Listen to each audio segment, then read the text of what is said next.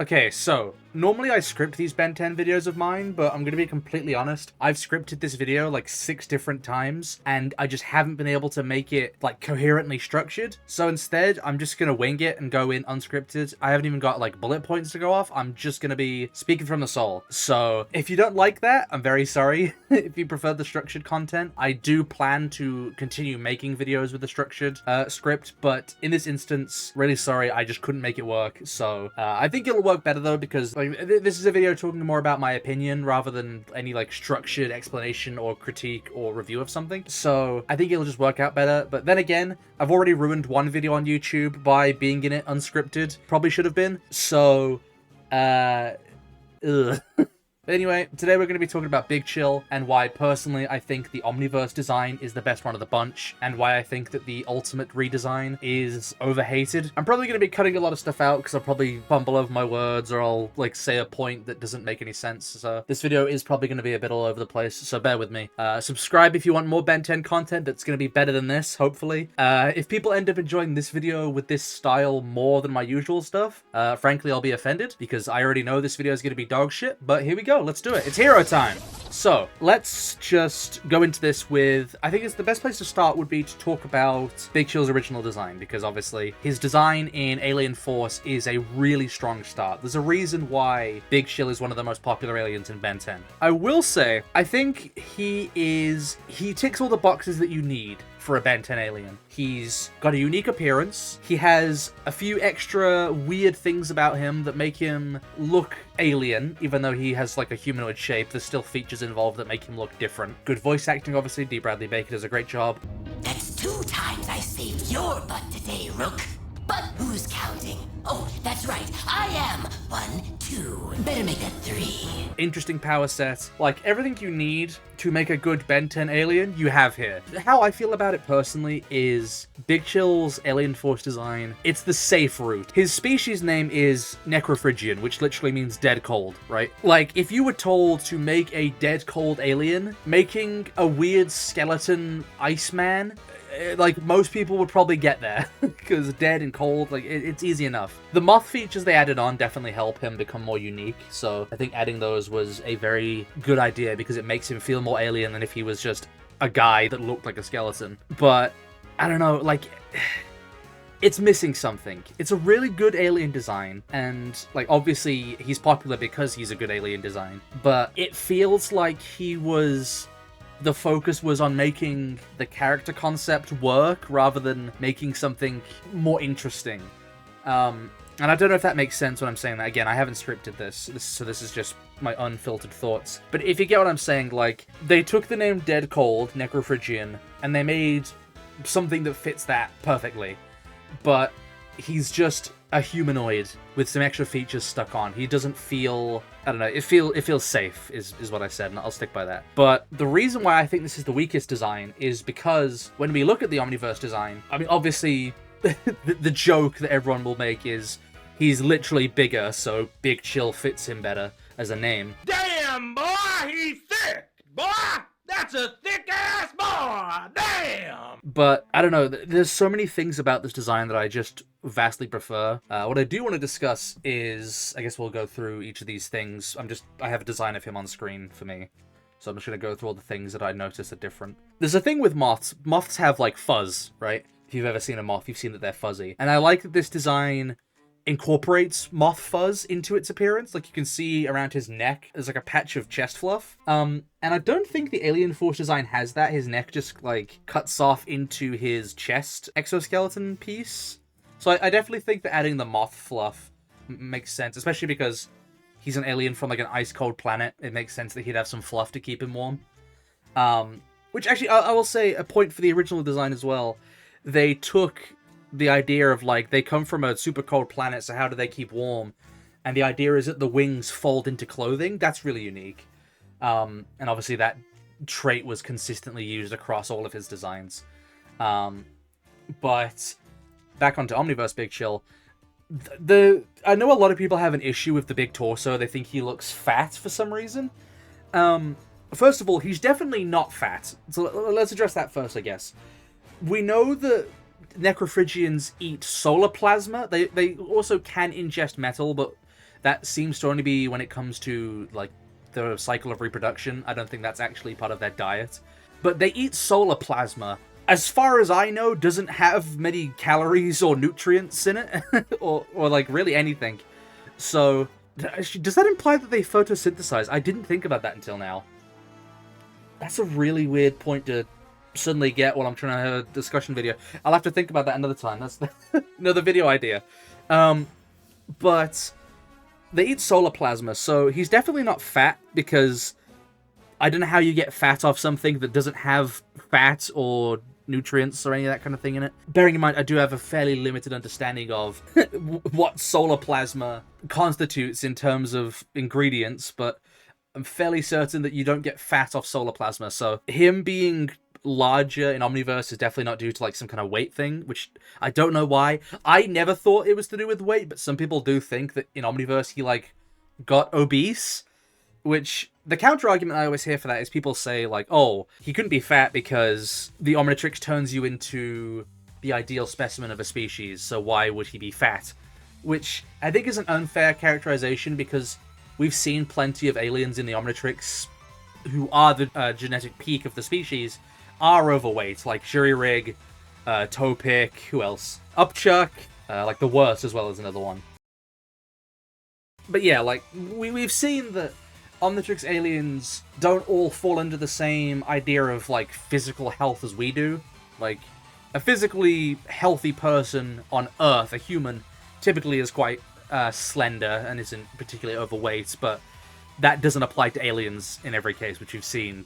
That train of thought does apply in Ben 10, because we've seen Omnitrix aliens that are on the larger side. I just wanted to say that because there are people that think he's fat. He's not fat, but I think the reason he's not fat is more to do with the fact that the diet that we know his species has, rather than Omnitrix aliens can just be bigger, if you catch my drift. But anyway, next thing I want to talk about is I love the Hunchback. A lot of people don't like the Hunchback as well. I don't know why. Because, I mean, I guess he doesn't need to be Hunchback, but it makes him look more ominous, I think, in my opinion. It feels more interesting to have this sort of Hunchback, stooped-over alien. Because my big gripe with Ben 10 aliens is always if they end up looking too human. I don't like, in media in general, I'm not a big fan of aliens that just look like people. Sometimes I don't mind, like Osmosians don't bother me, but of course there's a whole debate on if they're even aliens, but let's not go into that here. Let's avoid that. I don't know, I think just any change made to make him look less like just a guy, I will always appreciate. But the thick neck, I think, works as well, because we've seen in Alien Force, Big Show, like, unhinges his jaw like a snake to get a whole piece of metal down his throat, which implies that his throat has, like, stretchy bones in it or something, I guess, so he can expand to get food down him, which, he's an alien, that could entirely be possible, but because in Omniverse he has a thicker neck, it's a little bit easier to suspend your disbelief that he can fit all that stuff inside of his body. I mean, either way, that's not really a point, because, you know, he could just be dislocating his jaw or whatever in this instance in Alien Force, but I don't know. I hope you're enjoying this video, by the way. I'm sure it's completely all over the place and really distracting and annoying and frustrating because it's got no structure. But welcome to my ADHD, teehee. So another point I want to talk about with his large torso, because now that we've discussed that it's not due to weight, or at least I highly doubt that it's due to weight, considering his diet, what I do want to say is I think the reason his torso is so big is because of his lungs. And we know Big Shill has lungs, or at least something like lungs, because multiple times we've seen him inhale and then exhale. He doesn't just shoot ice out of his mouth. Like, he does visibly breathe in, and his, like, chest cavity expands as if he's taking in air. So we know he has lungs, or something like lungs. And you've got to think, this species' big, like, self-defense mechanism is their ability to breathe ice. They can shoot ice out of their hands, and they can turn intangible and stuff, obviously, but the ice breath is, like, the main weapon, I would say, because it's, at least in Big Shill's case, and the Necrophagians we saw on McDilty, they all use the ice breath most. It makes sense that he'd have such a large chest cavity, because he probably has very overdeveloped lungs, because, obviously, if you want to get as much air in, so that you can expel as much cold air out, you want to have big lungs.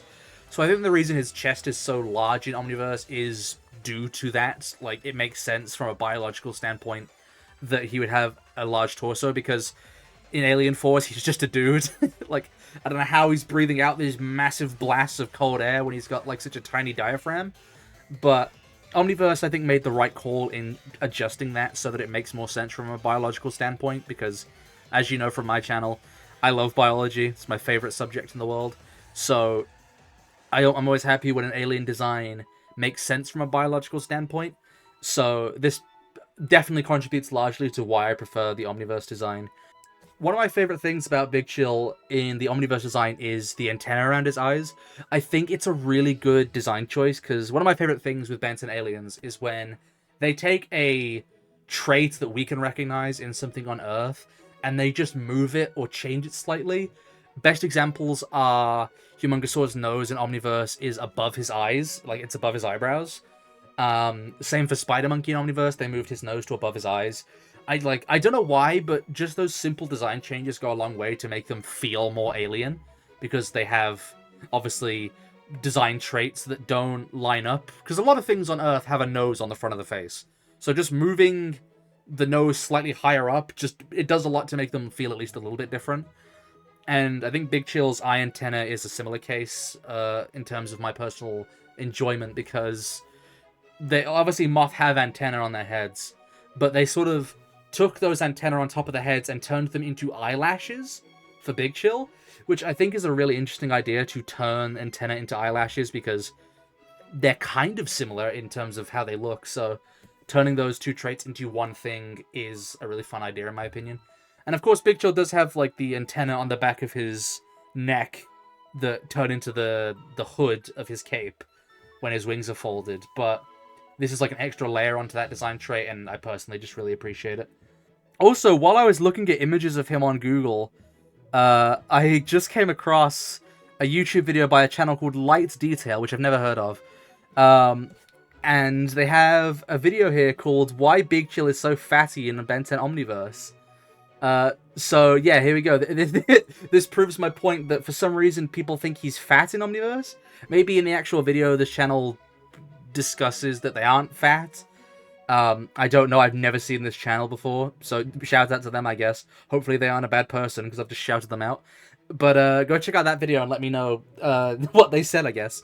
There is actually one last point I want to bring up, but this one, it's a bit silly, but we all know about the infamous Ben 10 Mpreg, right, with Big Chill. After a pregnancy, a person looks different. And we know Big Chill gave birth, and we know that in Omniverse, Big Chill has always looked the way that he looks in Omniverse. And what I mean by that is, we've seen that some Omniverse aliens change over time. Like, we saw Swampfire had his Alien Force appearance and then changed. We saw that Chromastone had his Alien Force appearance and then changed. So we know that some of Ben's aliens change as he gets older between Alien Force and Omniverse. But in Big Chill's case, even in the flashback where we see Alien Force Ben turn into Big Chill, he has Big Chill's current Omniverse body, which I like to think implies that after Ben gave birth as Big Chill, it gave him like a dad bod, I guess, where he gave birth and then his body was like, Big Chill's body was permanently altered due to the pregnancy. Because if you've seen real humans, like, humans do look different after a pregnancy, because pregnancy takes a big physical toll on a person. So I don't know if it's what they were going for, but personally I enjoy the idea that Big Chill looks this way because he has had children. I mean, especially because consider, he had to eat so much metal and lava and all this stuff, and he vomited up his babies into a pile of goo. Like, if that doesn't permanently alter your physiology, I would be surprised. So I don't know if that's what they were going for. Honestly, I kind of doubt it, but again, as a biology nerd and as someone whose whole brand is putting too much thought into cartoons, I think it itches something in my brain. Okay, so, warning, this next part of this video is going to basically turn into a rant, because I hate Ben 10 fans when it comes to this talking point. So, I made a video, I think a year or two ago now. It's a really old, shitty video that I wouldn't recommend watching. Why did you post that video? But, basically, I talked in that video about why the Ultimate alien designs are overhated and why people don't get the point of what Ultimates are.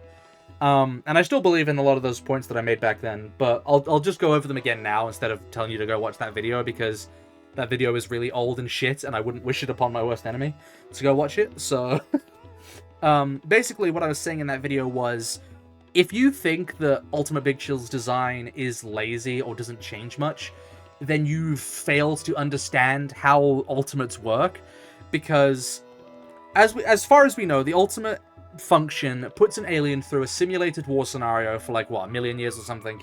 I'll put it up on screen.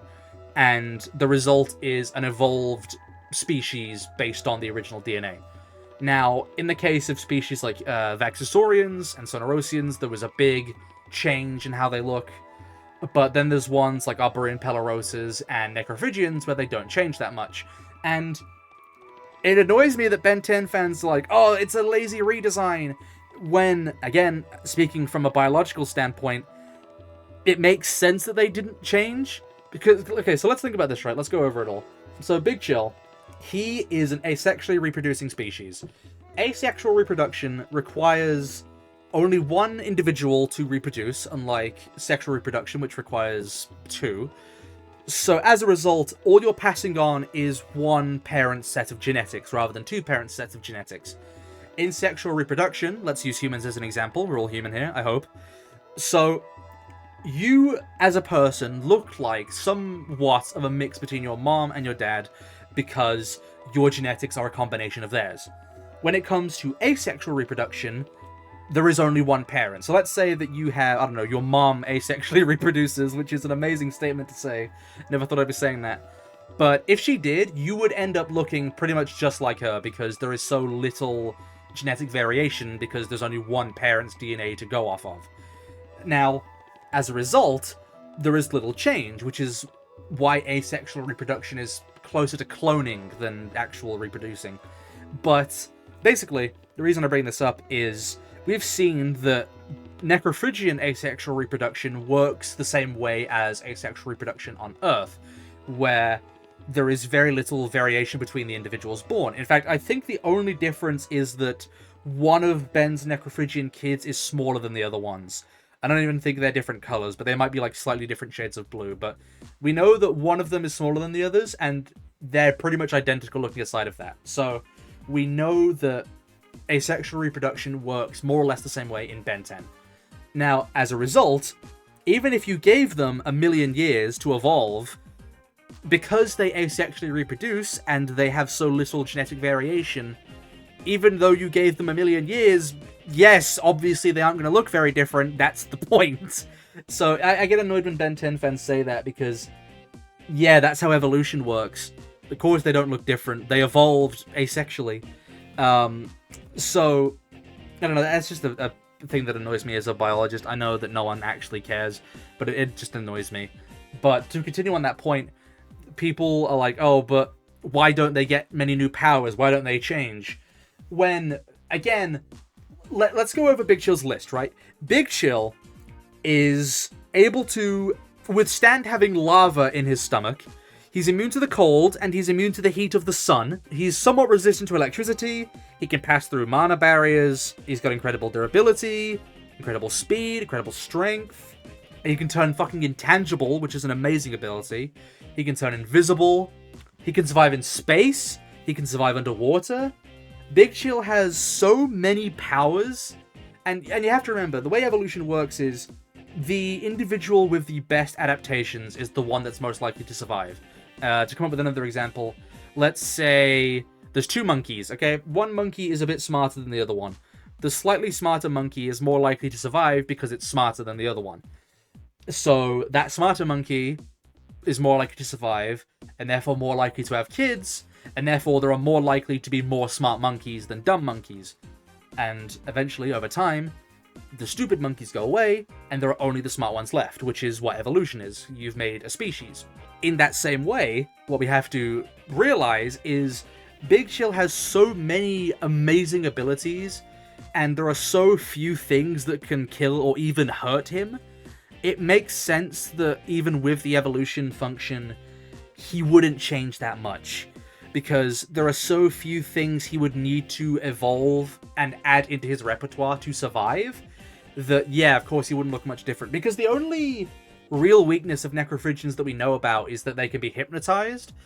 But you have to remember as well, he can overcome that hypnosis. We've literally seen Ben as Big Chill can just overcome the hypnosis of Hypnotix. So we know for a fact that Psycholeodopter and Hypnosis, at the very least, can be resisted. It's not flawless. Maybe other types of hypnosis can... Maybe other types of hypnosis can work more effectively, but regardless, we don't know, so there's no point saying. But, like, Big Chill's one weakness is hypnosis, and we know that he can overcome it. So, considering that he has one weakness, which he isn't even truly weak to, he can counter it, and he has all these other abilities that are amazing for keeping him alive. Like, yeah, of course he's not going to change much. He probably, like, the species wouldn't really be that threatened in the process of evolving over a million years, so why would they change much? And again, I do agree that it would be cool if he could just straight up create fire after evolving. Like, that would be interesting. But at the same time, you have to remember flash freezing, which is what Ultimate Big Chill does, where it's fire so cold that it burns, where he burns something and then instantly freezes it. You have to understand that, like, flash freezing in itself is an incredibly dangerous and painful thing to inflict on someone or something. Like, I know that it's not as cool as full-on pyrokinesis, but in its own right, it is definitely an upgrade to his regular ability.